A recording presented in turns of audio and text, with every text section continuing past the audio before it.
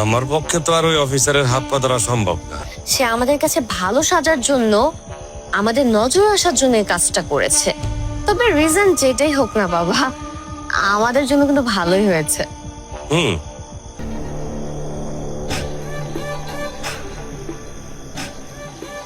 কি ব্যাপার বাবা, এত রাত হয়ে গেছে, তুমি এখনো ঘুমাচ্ছ না কেন? ঘুমানোর জন্য তো আমি চেষ্টা করতেছি রে বা, ঘুম আসতেছে না। সেই বিকাল থেকে একটা বিষয় মাথার ভেতর ঘুরপাক করতেছে। কি বিষয় বাবা, বলো তো।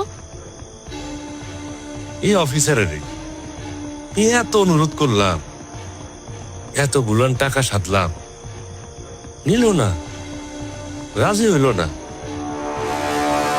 আর বাড়ির চাকর তারা রাজি করে বলেন,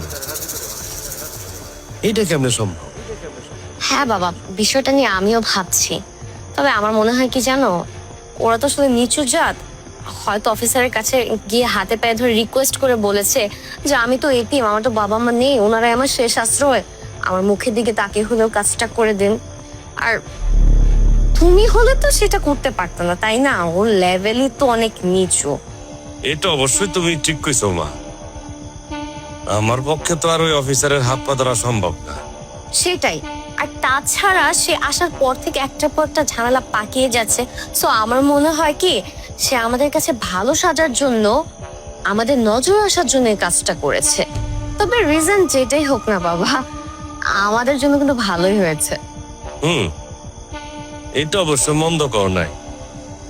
এইসব জাতের লোকেরা নিজেদের অস্তিত্ব টিকে রাখার জন্য মালিকের জন্য অনেক কিছুই করে। ওই হয়তো সেজন্যই করছে। যাক, যা হয়েছে ভালোই হয়েছে মা। যদি কাজটা না হইতো, আমার পুরা প্রজেক্টটাই তো ভেস্তে যাইত। কত কোটি টাকা আমি এখানে লগ্নি করছি, নতুন মেশিন পত্র আমি অর্ডার করছি।